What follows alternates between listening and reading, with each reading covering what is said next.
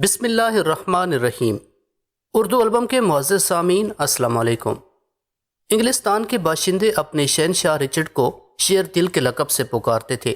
یہ لقب رچرڈ کی شجاعت و مردانگی کی سبب نہیں تھا، بلکہ اس کی فطرت درندوں جیسی تھی۔ جس طرح جنگلی درندے جانوروں کا شکار کر کے ان کے گوشت سے اپنی بھوک مٹاتے ہیں، اسی طرح رچرڈ کمزور انسانوں کا خون بہا کر لذت و سرور حاصل کرتا تھا۔ عکا کے ساحل پر لنگر انداز ہوتے ہی اس نے اپنی وحشت و درندگی کا پہلا مظاہرہ کرتے ہوئے سلطان صلاح الدین ایوبی رحمۃ اللہ علیہ کے نام ایک خط تحریر کیا، جس کا انداز اور لہجہ نہایت تحقیر آمیز تھا۔ تمہیں معلوم ہونا چاہیے کہ بیت المقدس کی فتح اور دیگر عیسائی علاقوں پر قبضہ تمہاری ذاتی صلاحیتوں کا نتیجہ نہیں، بلکہ تمہیں جو کچھ حاصل ہوا وہ عیسائی سالاروں کی ناتجربہ کاری اور نااہلی کے سبب ہوا۔ اگر اس وقت میرے سر پر تاج شاہی رکھ دیا گیا ہوتا تو میں تمہیں بتاتا کہ جنگ کس طرح کی جاتی ہے۔ بہرحال میں ان لوگوں میں سے نہیں ہوں جو بیتے دنوں کا ماتم کر کے اپنی آئندہ زندگی کو مجہول اور ناکارہ بنا دیتے ہیں۔ میں نے یہ دشوار ترین سفر اس لیے طے کیا ہے کہ بیت المقدس کو مسلمانوں کے پنجہ سے آزاد کراؤں۔ اب یہ تم پر منحصر ہے کہ تم اپنی قوم کو بے نام و نشان یا غلام ہوتے ہوئے دیکھتے ہو، یا صلح و آشتی کے ساتھ یروشلم کو خالی کر کے چپ چاپ اپنے علاقوں کی طرف لوٹ جاتے ہو۔ میرا خیال ہے کہ تمہارے حق میں یہی صورت بہتر رہے گی، ورنہ یاد رکھو کہ میں پورے ایشیائی کوچک کو خون میں غرق کیے بغیر انگلستان واپس نہیں جاؤں گا۔ 3 لاکھ عیسائی سپاہی پابہ رکاب ہیں اور ان کے ہاتھوں میں گھوڑوں کی لگامیں ہیں، اور تمام صلیبی جانباز میرے ایک اشارے کے منتظر ہیں۔ مگر میں تمہارے جواب کا منتظر ہوں۔ مجھے یقین ہے کہ تم عیسائیوں کی بے پناہ طاقت کا اندازہ کرتے ہوئے کسی احمقانہ حرکت کا ارتکاب نہیں کرو گے۔ شاہ انگلستان شیردل رچرڈ نے بھی شاہ جرمنی فریڈرک کی طرح انتہائی متکبرانہ روش اختیار کی تھی۔ سلطان صلاح الدین ایوبی رحمۃ اللہ علیہ رچرڈ کا خط پڑھ کر مسکرائے اور انہوں نے چند سطری جواب لکھ کر رچرڈ کو بھیج دیا۔ تم جیسے بدکار لوگ خدا کے مقدس گھر کی حفاظت کرنے کے اہل نہیں ہو۔ بالفرض اگر تم پاک باز بھی ہوتے تب بھی ہم بیت المقدس کو تمہارے حوالے نہ کرتے۔ حق تعالیٰ نے یہ عظیم امانت ہمارے سپرد کی ہے۔ ہم اس امانت سے اس وقت تک دستبردار نہیں ہوں گے جب تک کہ ایک بھی مسلمان کے کاندھوں پر اس کا سر موجود ہے۔ سلطان صلاح الدین ایوبی رحمۃ اللہ علیہ کا خط پڑھ کر شیردل رچرڈ غضبناک ہو گیا اور کسی درندے کی طرح دھاڑا اور سلطان کے خط کے ٹکڑے کر کے ہوا میں اڑا دیے، اور آسمان کی طرف دیکھتے ہوئے بولا، خداوند خدا، میں یہی چاہتا تھا کہ مسلمان اپنے ہی ہاتھوں سے اپنی گردنیں کاٹ لیں۔ تیرا 1000 بار شکر ہے کہ ان احمقوں نے ایسا ہی کیا۔ اس کے بعد رچرڈ اور شاہ فرانس فلپ نے اپنے 3 لاکھ سپاہیوں کے ساتھ پورے شہر کا محاصرہ کر لیا اور جہازوں کی کثرت کے باعث بندرگاہ عکا کی مکمل ناکہ بندی کر دی۔ اس وقت مسلمان سپاہیوں کی تعداد صرف 6000 تھی اور وہ مسلسل 3 سال سے شہر کا دفاع کر رہے تھے۔ اس طویل عرصے میں مسلمانوں اور عیسائیوں کے درمیان شہر کی فصیل کے سامنے 100 سے زیادہ لڑائیاں اور 9 بڑی جنگیں ہوئیں۔ ان مارکہ آرائیوں میں بے شمار عیسائی اور ان کے بڑے بڑے نامور سردار مارے گئے تھے۔ خندقوں کے پار مٹی کے ٹیلوں پر حد نظر تک عیسائیوں کی قبریں نظر آ رہی تھیں، اور ان قبروں پر نصب شدہ صلیبیوں کو دیکھ کر یوں محسوس ہوتا تھا جیسے کسی صحرا میں دور تک سنگریزے بکھرے ہوں۔ مسلمانوں کی بے مثال جانبازی اور استقامت کو دیکھ کر بعض انگریز مورخین نے لکھا ہے، عکا کے محصور مسلمان حیرت انگیز جرأت اور حوصلے کے مالک ہیں۔ وہ اعلیٰ جنگی ہنر جانتے ہیں اور بے پناہ خوددار و غیرت مند ہیں۔ اگر وہ کافر نہ ہوتے تو ہم یہ کہتے کہ ان سے بہتر انسان دنیا میں موجود نہیں، مگر یہ حوصلہ مندی، شجاعت اور استقامت کب تک برقرار رہتی؟ 3 لاکھ عیسائی فوج کے اس خوفناک محاصرے کی وجہ سے ذخیرہ اناج کے ساتھ سامان جنگ بھی ختم ہو چکا تھا۔ مجبور شہریوں نے صلیبیوں سے صلح کرنی چاہی، جس کے جواب میں شاہ انگلستان رچرڈ نے یہ شرائط پیش کی کہ مسلمان 2 لاکھ طلائی دینار تاوان جنگ کے طور پر ادا کریں، تمام عیسائی قیدیوں کو رہائی دی جائے، اور صلیب الصلبوت، سب سے بڑی صلیب، صلیبیوں کے حوالے کی جائے۔ یہ وہی صلیب تھی جس پر فتح بیت المقدس کے وقت صلاح الدین ایوبی رحمۃ اللہ علیہ نے قبضہ کر لیا تھا۔ اس کے ساتھ ہی عکا کے تمام لوگ شرائط کی تکمیل تک عیسائی فوج کے پاس یرغمال رہیں گے۔ جب رچرڈ کی پیش کردہ ان شرائط کا حال سلطان صلاح الدین ایوبی رحمۃ اللہ علیہ کو معلوم ہوا تو وہ غصے سے بھڑک اٹھے اور وہ شہر کو عیسائیوں کے تسلط سے بچانے کے لیے آخری کوشش کے طور پر اپنا لشکر لے کر اکا کی طرف روانہ ہوئے، مگر جب سلطان شہر کے قریب پہنچے تو غم زدہ کر دینے والا ایک منظر ان کی آنکھوں کے سامنے تھا۔ فصیل پر صلیبی پرچم لہرا رہا تھا۔ سلطان صلاح الدین ایوبی رحمۃ اللہ علیہ نے اکا کے شہریوں کو بچانے کے لیے تمام عیسائی قیدی دمشق سے بلوا کر آزاد کر دیے، مگر رچرڈ نے دوسرے عیسائی حکمرانوں کی طرح بدترین عہد شکنی کا مظاہرہ کیا۔ اس کے حکم پر تمام مسلمان جنگی قیدیوں کو رسیوں میں باندھ کر ایک کھلے میدان میں اس طرح لے جایا گیا جیسے بھیڑ بکریوں اور گائے بھینسوں کو ذبح خانے کی طرف لے جایا جاتا تھا۔ پھر رچرڈ نے اپنی شمشیر بے نیام کی اور ایک مسلمان قیدی کو اپنے ہاتھ سے تہ تیغ کر کے اس قتل عام کی رسم کا افتتاح کیا۔ اس کے بعد شاہ انگلستان نے اپنی خون آلود شمشیر فضا میں لہرائی اور دیکھتے ہی دیکھتے عیسائی سپاہیوں نے 5000 مسلمان قیدیوں کو موت کے گھاٹ اتار دیا۔ آج بھی تمام عیسائی یورپ رچرڈ کو اپنا ہیرو تسلیم کرتی ہیں۔ تاریخی حقائق کی روشنی میں تیسری صلیبی جنگ کے حوالے سے اس شیر دل کا بس یہ ایک کارنامہ ہے کہ اس نے تاریخی عالم کی ناقابل فراموش بدعہدی کے ساتھ بے دست و پا 5000 مسلمانوں کا قتل عام کیا تھا۔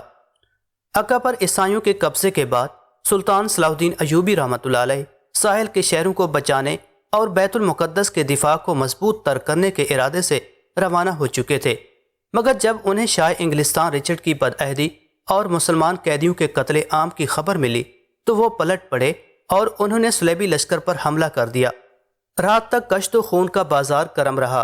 پھر جب صبح ہوئی تو سلطان نے صلیبیوں کو اپنے مقتولین کی لاشوں پر ماتم کرتے دیکھا تو انہوں نے نفرت آمیز لہجے میں فرمایا، یہ ان معصوم مسلمانوں کی لاشوں کا حساب ہے جن سے شہر اکا کا مقتل سجایا گیا۔ اب اللہ ہی جانتا ہے کہ کتنے قبرستان اور بنیں گے اور اس خون ناحق کا حساب کب برابر ہوگا۔ اس مختصر سی جنگ کے بعد سلطان صلاح الدین ایوبی رحمۃ اللہ علیہ ساحلی شہروں کے حفاظتی انتظامات کے احکام جاری کر کے آگے بڑھ گئے اور اس راستے میں خیمہ زن ہوئے جس طرف سے صلیبی لشکر کے گزرنے کے امکانات تھے۔ سلطان کو زیادہ انتظار نہیں کرنا پڑا۔ جب عیسائی فوج کیساریہ پر قبضہ کرنے کی نیت سے ساحل کی طرف بڑھی تو سلطانی لشکر نے اسے چاروں طرف سے گھیر لیا، اور پھر جب بھی موقع ملتا تھا مسلمان سپاہی عیسائی فوجیوں پر اس طرح حملہ کرتے تھے جیسے بھوکا شیر اپنے شکار پر جھپٹتا ہے۔ سلطان صلاح الدین ایوبی رحمۃ اللہ علیہ خود تیر اندازوں کی صفوں میں کھڑے ہو کر انہیں ہدایات دیتے تھے۔ اگرچہ عیسائی فوج کی کثرت اور صلیبیوں کے آئینی لباسوں کی وجہ سے تیر و تلوار بہت کم اثر کرتے تھے، لیکن پھر بھی سلطان نے اپنی جنگی حکمت عملی سے عیسائی لشکر کو آزادانہ طور پر آگے بڑھنے نہیں دیا۔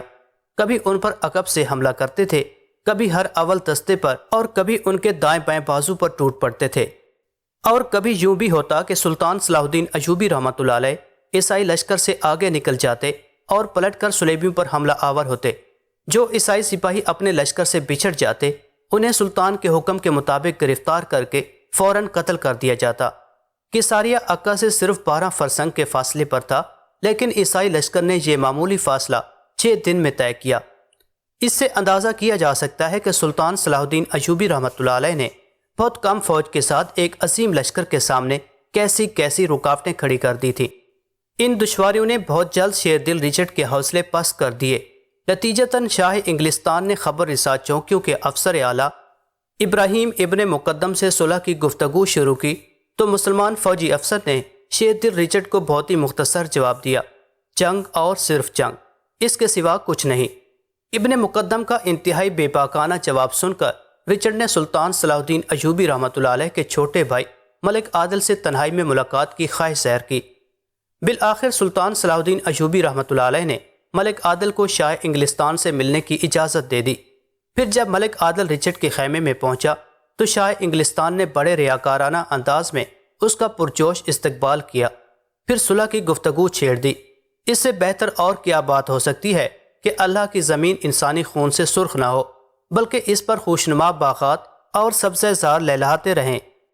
ملک عادل نے انتہائی باوقار لہجے میں مسکراتے ہوئے جواب دیا، اگر آپ صفائی قلب اور جذبوں کی گہرائی کے ساتھ صلح چاہتے ہیں تو ہم آپ کو ایک عظیم مہمان کی طرح رخصت کریں گے، مگر ہم خالی ہاتھ جانا نہیں چاہتے۔ رچرڈ نے شاہانہ چاو چلال کا مظاہرہ کرتے ہوئے کسی قدر سخت لہجے میں کہا، اگر تم لوگ یروشلم اور دیگر ساحلی علاقے واپس کر دو تو میں مسلمانوں کے خون کا ایک قطرہ بہائے بغیر یورپ واپس چلا جاؤں گا۔ رچرڈ کی شرائط سن کر ملک عادل کے چہرے پر انتہائی ناگواری کا رنگ ابھر آیا اور وہ اٹھ کر کھڑا ہو گیا۔ اس قسم کی شرائط تو صرف فاتح پیش کرتے ہیں۔ ملک عادل کے ایک ایک لفظ سے شدید طنز چھلک رہا تھا۔ فاتح تو میں ہوں۔ یہ سن کر رچرڈ کے چہرے کی کرختگی اور لہجے کی سختی میں مزید اضافہ ہو گیا تھا۔ کیا تم لوگوں نے اب تک اکا کی شکست فاش سے کوئی سبق حاصل نہیں کیا؟ واضح رہے کہ عیسائی فوجوں نے 3 سال تک اکا کا محاصرہ جاری رکھا تھا اور صرف 6000 مسلمان سپاہی شہر کا دفاع کر رہے تھے۔ پھر شاہ انگلستان اور شاہ فرانس نے 3 لاکھ فوج اور بے حساب سامان حرب و ضرب کے ساتھ مسلمانوں کی انتہائی قلیل تعداد پر غلبہ حاصل کیا تھا۔ اب اسی فتح کو رچرڈ ملک عادل کے سامنے اپنے ایک عظیم الشان کارنامے کے طور پر بیان کر رہا تھا۔ میں اس موضوع پر مزید گفتگو نہیں کرنا چاہتا۔ رچرڈ کے جارحانہ انداز کے جواب میں ملک عادل کا لہجہ بھی انتہائی تند و تیز ہو گیا تھا۔ اگر تمہاری طرف سے صلح کی یہی شرائط ہے تو میں انہیں سننا بھی گوارا نہیں کرتا اور اپنی پوری فوج کی طرف سے یہ فیصلہ سنائے دیتا ہوں کہ جب تک ایک مسلمان سپاہی بھی زندہ ہے تم لوگ اس وقت تک ارض مقدس میں داخل نہیں ہو سکتے۔ صلاح الدین ایوبی رحمۃ اللہ علیہ کے چھوٹے بھائی ملک عادل کا جواب سن کر رچرڈ کی فطری وحشت و درندگی لوٹ آئی اور اس نے ہذیانی انداز میں چیخ کر کہا، خداوند خدا کی قسم، تم لوگ جس چیز کو صلح و امن کے ساتھ دینے سے انکار کر رہے ہو میں اس شے کو خون کا دریا بہا کر بزور شمشیر حاصل کر لوں گا۔ جواباً ملک عادل نے بھی قسم کھاتے ہوئے کہا، اب دیکھنا ہے کہ تمہارے 3 خدا مل کر تمہاری قسم پوری کرتے ہیں یا مسلمانوں کا ایک خدا اپنے نام لیواؤں کی عزت و آبرو رکھتا ہے۔ یہ کہہ کر ملک عادل انتہائی باوقار انداز میں چلتا ہوا شاہ انگلستان کے خیمے سے نکل گئے اور رچرڈ شدید غضبناک حالت میں اپنے سر کے بال نوچنے لگا۔ واضح رہے کہ آج بھی تمام عیسائی 3 خداؤں کو مانتے ہیں، یعنی خدا حضرت عیسیٰ علیہ السلام اور روح القدس یعنی حضرت جبرائیل علیہ السلام۔ یہی نظریہ تثلیث کہلاتا ہے اور ملک عادل نے اس طرف اشارہ کیا تھا۔ صلح کے مذاکرات کی ناکامی کے بعد عیسائی فوج ارسوخ کی طرف روانہ ہوئی۔ سلطانی سپاہیوں کے چھوٹے چھوٹے دستے کمی گاؤں سے نکل کر صلیبی لشکر پر چھاپے مار کر جانی نقصان پہنچاتے رہے، جس کی وجہ سے عیسائیوں کو ارسوف پہنچنے میں بڑی دشواری پیش آئی۔ رچرڈ اور فلپ کا خیال تھا کہ ان چھوٹی موٹی جھڑپوں کے بعد جب وہ ارسوف پہنچیں گے تو انہیں تمام گزرگاہیں صاف نظر آئیں گی، مگر جب عیسائی لشکر اس شہر کے قریب پہنچا تو رچرڈ اور فلپ دونوں حیرت زدہ رہ گئے کہ سلطان صلاح الدین ایوبی کا لشکر عیسائی فوج کا راستہ روکے کھڑا تھا۔ پھر دونوں فوجوں میں ایسا گھمسان کارن پڑا کہ میدان لاشوں سے پٹ گیا۔ اس جنگ کے متعلق تاریخوں میں مختلف روایات ملتی ہیں۔ عیسائی مورخین کا دعویٰ ہے کہ جنگ ارسوف میں انہیں عظیم الشان فتح حاصل ہوئی۔ اس کے برعکس عرب مورخین کہتے ہیں کہ اس جنگ میں صلیبیوں کو شدید جانی نقصان اٹھانا پڑا تھا۔ غیر جانبدار تاریخ نویسوں کا تجزیہ ہے کہ دونوں میں سے کسی لشکر کو فتح حاصل نہیں ہوئی تھی، پھر بھی عیسائیوں کو بڑی ہزیمت کا سامنا کرنا پڑا تھا۔ ہلاک ہونے والے صلیبیوں کی تعداد کا صحیح اندازہ نہیں کیا جا سکتا، مگر صلاح الدین ایوبی رحمۃ اللہ علیہ کا بیان ہے کہ اس جنگ میں عیسائیوں کے 1000 گھوڑے موت کے گھاٹ اتارے گئے تھے۔ جنگ ارسوف کے حوالے سے آج تک عیسائی دنیا میں ایک بے سروپا اور محمل افسانہ مشہور ہے۔ عیسائی مورخین کے دعوے کے مطابق یہ وہی میدان تھا جہاں سلطان صلاح الدین ایوبی رحمۃ اللہ علیہ اور شاہ رچرڈ ایک دوسرے کے مقابل ہوئے تھے اور پھر دونوں کے درمیان 10 بدس لڑائی ہوئی تھی۔ دونوں طرف کی فوجیں ماس تماشائی تھیں۔ دونوں بادشاہوں میں مقابلے سے پہلے یہ شرط طے پائی تھی کہ اس جنگ میں جو بھی جیت جائے گا اس کے ساتھ اس کی فوج بھی فاتح قرار پائے گی، اور جو ہار جائے گا اس کے ساتھ ہی اس کی فوج بھی شکست تسلیم کر لے گی۔ عیسائی مورخوں کا یہ دعویٰ بھی ہے کہ اس انفرادی جنگ میں شاہ انگلستان رچرڈ کا پلہ بھاری رہا تھا اور سلطان صلاح الدین ایوبی رحمۃ اللہ علیہ کو بس پائی اختیار کرنی پڑی تھی۔ اس من گھڑت قصے کے جھوٹ ہونے کی سب سے بڑی دلیل یہ ہے کہ اس فرضی جنگ کے بعد دونوں حکمران زندہ اور محفوظ رہے۔ بالفرض اگر شاہ رچرڈ سلطان رحمۃ اللہ علیہ پر ذرا بھی غالب آ جاتا تو وہ صلاح الدین ایوبی رحمۃ اللہ علیہ کو ہرگز زندہ نہ چھوڑتا۔ عیسائی مورخوں نے یہ طلسمی یا دیو مالائی قسم کی کہانی اس لیے تحریر کی ہے کہ وہ کسی نہ کسی طرح اپنے شیر دل رچرڈ کی ندامت اور ناکامی پر پردہ ڈال سکیں۔ جنگ ارسوف میں انگلستان کے مشہور سالار جیکولس کا ایک ہاتھ اور ایک پاؤں کٹ گیا تھا، جس کے نتیجے میں اس کی موت واقع ہو گئی۔ مرتے وقت اس نے چیخ کر کہا تھا، شہنشاہ، مسلمانوں سے میری موت کا شدید انتقام لینا۔ جیکولیس کو انگلستان کا سب سے بڑا بہادر تصور کیا جاتا تھا۔ اس کی لاش دیکھ کر عیسائی دھاڑے مار مار کر روئے تھے۔ رچرڈ نے بھی اپنے عظیم سالار کی موت کا بدلہ لینے کے لیے پوری فوج کے ساتھ مسلمانوں پر حملہ کر دیا، لیکن جب اسلامی لشکر کے ایک منتخب دستے نے صلیبیوں پر پیچھے سے حملہ کر دیا تو رچرڈ کو پسپا ہونا پڑا اور عیسائی لشکر الصوف سے نکل کر یافا کی طرف روانہ ہو گیا۔ مگر صلاح الدین ایوبی رحمۃ اللہ علیہ پہلے ہی اپنی جنگی حکمت عملی ترتیب دے چکے تھے۔ جب رچرڈ اور شاہ فرانس فلپ اپنی فوجیں لے کر یافا پہنچے تو ان کی آنکھوں کے سامنے ایک عجیب حیران کن منظر تھا۔ شہر کی فصیل گرائی جا چکی تھی اور شہری یافا چھوڑ کر کہیں جا چکے تھے۔ سلطان رحمۃ اللہ علیہ نے یہاں بھی عیسائی شہنشاہوں اور ماہرین جنگ کو شکست دے دی تھی۔ ابھی رچرڈ اور فلپ حیرت و پریشانی میں مبتلا تھے کہ سلطان صلاح الدین ایوبی رحمۃ اللہ علیہ اپنا لشکر لے کر برق رفتاری کے ساتھ اسکلان پہنچ گئے۔ عکا کی شکست کے بعد سلطان رحمۃ اللہ علیہ کو ایک ہی فکر تھی کہ بیت المقدس کے دفاع کو مضبوط تر بنایا جائے، اور اسکلان وہ شہر تھا کہ جس پر قابض ہونے کے بعد عیسائی فوج کو بہت زیادہ استحکام مل سکتا تھا۔ اسی صورتحال کے پیش نظر سلطان صلاح الدین ایوبی رحمۃ اللہ علیہ نے اس خوبصورت شہر کو مسمار کرنے کا حکم دے دیا۔ اس کے ساتھ ہی سلطان رحمۃ اللہ علیہ نے اسکلان کی مضبوط فصیل کو بھی ڈھا دینے کے لیے اپنے سپاہی مامور کر دیے۔ مزید یہ کہ حکومت کے پاس جس قدر ذخیرہ اناج تھا اس کے دروازے کھول دیے گئے اور شہر میں عام اعلان کروا دیا کہ ہر شخص اپنی ضرورت کے مطابق غلہ لے جائے اور جلد از جلد شہر خالی کر دے۔ پھر جب اسکلان کی فصیل ٹکڑے ٹکڑے ہو کر گر رہی تھی تو سلطان صلاح الدین ایوبی رحمۃ اللہ علیہ کی آنکھوں سے آنسو بہہ رہے تھے اور وہ انتہائی غمزدہ لہجے میں اپنے سپاہیوں کو مخاطب کر کے کہہ رہے تھے، یہ خوبصورت شہر مجھے اپنے بچوں کی طرح عزیز ہے، اس پر ہتھوڑے برس رہے ہیں اور مجھے یوں محسوس ہو رہا ہے جیسے کچھ نادیدہ ہاتھ میرے بیٹوں کی پیٹھ پر تازیانے لگا رہے ہیں۔ مگر کیا کیا جائے، ملک و ملت کے عظیم تر مفادات میں اولاد کا دکھ بھی برداشت کرنا پڑتا ہے۔ دوسری طرف یافا کی ناکامی کے بعد رچرڈ اور شاہ فرانس فلپ نے اسکلان کو فتح کرنے کا ارادہ کیا اور اپنی فوجوں کے ساتھ پیش قدمی شروع کر دی۔ اسکلان کی فصیل اس قدر مضبوط تھی کہ اسے کم وقت میں مکمل طور پر منہدم نہیں کیا جا سکتا تھا۔ پھر جب سلطان رحمۃ اللہ علیہ نے صلیبی فوج کے آگے بڑھنے کی خبر سنی تو انہوں نے فوری طور پر حکم جاری کر دیا کہ مٹی کا تیل چھڑک کر فصیل کے ساتھ پورے اسکلان کو آگ لگا دی جائے۔ یہ احکام جاری کر کے خود صلاح الدین ایوبی رحمۃ اللہ علیہ نزرون کے قلعے کی طرف چلے گئے، کیونکہ انہیں بیت المقدس کی حفاظت کے لیے مزید دفاعی انتظامات کرنے تھے۔ پھر جب رچرڈ اور فلپ اسکلان کے نواح میں داخل ہوئے تو انہیں دور سے بلند ہوتے ہوئے آگ کے شعلے اور اڑتے ہوئے سیاہ دھوئیں کے سوا کچھ نظر نہیں آ رہا تھا۔ دونوں عیسائی شہنشاہوں کو اس بات پر بڑی حیرت تھی کہ یافا اور اسکلان کے درمیانی راستے میں سلطانی فوج نے کہیں کوئی مزاحمت نہیں کی تھی، بلکہ انہیں قرب و جوار میں مسلمان سپاہیوں کا عکس تک نظر نہیں آیا تھا۔ پھر جیسے جیسے فاصلہ ختم ہوتا گیا، صلیبی فوج پر یہ حقیقت واضح ہوتی چلی گئی کہ پورا اسکلان شعلوں کی لپیٹ میں ہے۔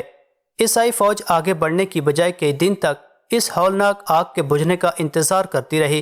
اگرچہ صلیبیوں کی تعداد 3 لاکھ کے قریب تھی، لیکن وہ اس آگ کو بجھانے کی کوئی تدبیر نہ کر سکے، کیونکہ سلطان صلاح الدین ایوبی رحمۃ اللہ علیہ کے سپاہیوں نے قرب و جوار کے تمام کنووں اور تالابوں کو اینٹوں اور پتھروں سے پاٹ دیا تھا۔ مجبوراً تمام عیسائی سپاہی محض خاموش تماشائی بنے بیٹھے رہے۔ پھر جب جلنے کے لیے کوئی شے باقی نہ رہی تو سلطان صلاح الدین ایوبی رحمۃ اللہ علیہ کی لگائی ہوئی آگ خود ہی بجھ گئی۔ اسکلان جیسے خوبصورت شہر کی تباہی پر تمام صلیبی بہت اداس نظر آ رہے تھے۔ شاہ انگلستان رچرڈ کچھ دیر تک غمزدہ نظروں سے جلے ہوئے پتھروں کے ڈھیر کو دیکھتا رہا، پھر اس نے بیت المقدس کی طرف رخ کر کے ہذیانی انداز میں چیختے ہوئے کہا، خداوند خدا کی قسم، میں تیرے ہر منصوبے کو تجھی پر الٹ دوں گا۔ شاہ رچرڈ غیبانہ طور پر صلاح الدین ایوبی رحمۃ اللہ علیہ سے مخاطب تھا، اسکلان تو دوبارہ تعمیر ہو جائے گا، مگر میں اس وقت تک چین سے نہیں بیٹھوں گا جب تک تیرے آباد شہروں دمشق، موصل اور پورے مصر کو آگ نہ لگا دوں۔ شہنشاہ رچرڈ نے ایک اور قسم کھائی، پھر اس نے اپنے تمام سپاہیوں کو حکم دیا کہ وہ کم سے کم وقت میں اسکلان کی تعمیر نو کریں۔ وہ بڑا عجیب منظر تھا جب دیکھنے والوں نے دیکھا کہ جو صلیبی بیت المقدس کو مسلمانوں کے قبضے سے آزاد کرانے آئے تھے، وہ اپنا مقصد عظیم فراموش کر کے ایک جلے ہوئے تباہ شدہ شہر کی دیواریں دوبارہ اٹھا رہے تھے۔ شاہ فرانس فلپ خاموشی سے یہ منظر دیکھتا رہا، پھر اس نے خیمے میں اپنے اہم فوجی سالاروں کو طلب کیا اور ان سے مشورہ کرتے ہوئے بولا، عیسائیوں نے 3 سال تک ایک چھوٹے سے شہر عکا کا محاصرہ جاری رکھا۔ پھر فرانس اور انگلستان کی 3 لاکھ فوجیوں نے صرف 6,000 مسلمان سپاہیوں پر قابو پایا۔ کیا تم اسے فتح قرار دے سکتے ہو؟ شاہ فلپ نے اپنے سالاروں سے ایک عجیب سوال کر ڈالا تھا۔ یہ فتح تو ہے، مگر اس شخص کی مانند ہے جس کا چہرہ بہت دلکش ہو مگر لنگڑا کر چلتا ہو۔ فرانس کے تمام فوجی ماہرین نے بیک زبان کہا، اور اس کے ساتھ ہی فلپ سے خود ایک سوال کر ڈالا، آخر شہنشاہ ایسا کیوں سوچ رہے ہیں؟ شہنشاہ فرانس کچھ دیر تک سوچتا رہا، پھر اس نے ایک لفظ پر زور دیتے ہوئے کہا، جب مسلمان ایک طویل عرصے تک بہت چھوٹے سے شہر کا کامیاب دفاع کر سکتے ہیں، جب وہ اسکلان جیسے حسین شہر کو آگ لگا کر اسے راکھ کے ڈھیر میں تبدیل کر سکتے ہیں، تو کیا تم سمجھتے ہو کہ ہم اتنی آسانی سے بیت المقدس پر قبضہ کر لیں گے؟ تمام فرانسیسی سالار حیرت و پریشانی کے ساتھ اپنے شہنشاہ کا منہ دیکھنے لگے۔ ان کے پاس فلپ کے اس سوال کا کوئی جواب نہیں تھا۔ شہنشاہ فرانس نے اپنے عسکری ماہرین کو خاموش پا کر خود ہی اس سوال کا جواب دے دیا۔ شہنشاہ جرمنی فریڈرک، اس کا بیٹا اور پوری 1 لاکھ فوج نہایت بے کسی کے عالم میں اپنے وطن سے دور دفن ہو گئی۔ ہم بھی اب تک اپنے ہزاروں جانبازوں سے محروم ہو چکے ہیں، اور منزل اتنی دور ہے کہ فاصلے کا اندازہ نہیں کیا جا سکتا۔ بہتر یہی ہے کہ مزید جانبازوں کو ہلاکت سے بچا لیا جائے، جو حقیقتاً فرانس کا سب سے قیمتی سرمایہ ہے۔ شہنشاہ فلپ نے چھپے الفاظ میں اپنے وطن لوٹ جانے کا اشارہ کر دیا تھا۔ فرانسیسی سالاروں نے بڑی حیرت سے شہنشاہ کی بات سنی، مگر کسی نے فوری طور پر کوئی جواب نہیں دیا۔ شہنشاہ فرانس کچھ دیر تک خاموشی سے اپنے سالاروں کے چہروں کو دیکھتا رہا، پھر اس نے اس جنگ کے حوالے سے ایک اور نازک سوال اٹھاتے ہوئے کہا، ہم نے صرف بیت المقدس کی خاطر اتنی اذیتیں برداشت کی ہیں، اور شاہ انگلستان سے فی الوقت تمام سیاسی اختلافات بھلا دیے، مگر شہنشاہ رچرڈ ہمارے ان مذہبی جذبات سے غلط فائدہ اٹھاتے ہوئے صلیبی جنگ کا قائد بن بیٹھا ہے۔ ہماری غیرت یہ بھی گوارا نہیں کرے گی کہ فرانسیسی قوم انگریزوں کی کمان میں رہ کر ثانوی حیثیت اختیار کر جائے۔ مجھے یوں محسوس ہوتا ہے جیسے یروشلم پر بھی رچرڈ ہی حکومت کرے گا۔ دراصل شاہ فرانس بھی اسی خیال سے یہ تمام صعوبتیں برداشت کر رہا تھا کہ مسلمانوں کی شکست کے بعد یروشلم کا اقتدار اسے مل جائے گا، مگر جب فلپ نے میدان جنگ میں رچرڈ کے تیور دیکھے تو اس پر یہ تلخ و ناگوار حقیقت واضح ہو گئی کہ فرانسیسی فوج عیسائی لشکر کا اعلی کار بن کر رہ گئی ہے۔ شہنشاہ فلپ کے اس انکشاف پر فرانسیسی سالار بھی پریشان نظر آنے لگے۔ پھر انہوں نے اپنے حکمراں کو مشورہ دیتے ہوئے کہا، یہ بات ابھی طے ہو جانا چاہیے کہ آئندہ یروشلم پر حکومت کون کرے گا۔ اگر بیت المقدس رچرڈ کے زیر انتظام آ جاتا ہے تو پھر انگلستان کو پوری عیسائی دنیا پر برتری حاصل ہو جائے گی۔ فرانسیسی سالار بھی اپنے حکمرانی کے انداز میں سوچ رہے تھے۔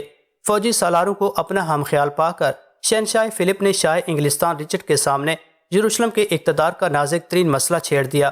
رچرڈ بھی ایک عیار انسان تھا، اس نے فوراً ہی اندازہ کر لیا کہ فلپ کی نیت خراب ہو چکی ہے اور اس کی حریصانہ نظریں یروشلم پر جمی ہوئی ہیں تاکہ وہ عیسائیوں کے روحانی مرکز کا منتظم اعلیٰ بن کر یورپ کے ساتھ ایشیائی کوچک پر بھی حکومت کرے۔ رچرڈ نے ایک لمحہ ضائع کیے بغیر بڑے بے نیازانہ لہجے میں کہا، ہم یہ کام مجلس مشاورت کے حوالے کیے دیتے ہیں، اس کا فیصلہ آخری فیصلہ ہوگا، اور ہم سب اس فیصلے کو پوری دیانت، سچائی اور دل کی گہرائیوں سے قبول کریں گے۔ شہنشاہ فلپ نے رچرڈ کی پیش کردہ اس تجویز کو فوراً ہی منظور کر لیا۔ اس کا خیال تھا کہ فرانس کی فوجی طاقت کو دیکھتے ہوئے مجلس مشاورت کے بیشتر اراکین اسی کے حق میں فیصلہ دیں گے، مگر رچرڈ نے بڑی ریاکاری سے کام لیا اور مجلس مشاورت کے اراکین سے خفیہ ملاقاتیں کیں، پھر ان کی اکثریت کو اس پر راضی کر لیا کہ وہ یروشلم کے سابق نگران اعلیٰ گائی آف لسکرن کے حق میں فیصلہ دے دیں۔ دوسری طرف رچرڈ نے گائی آف لسکرن کو اپنی دھمکیوں سے اس بات پر آمادہ کر لیا کہ وہ کچھ دن تک یروشلم پر حکومت کرے گا اور پھر استعفیٰ دے کر رچرڈ کے حق میں دستبردار ہو جائے گا۔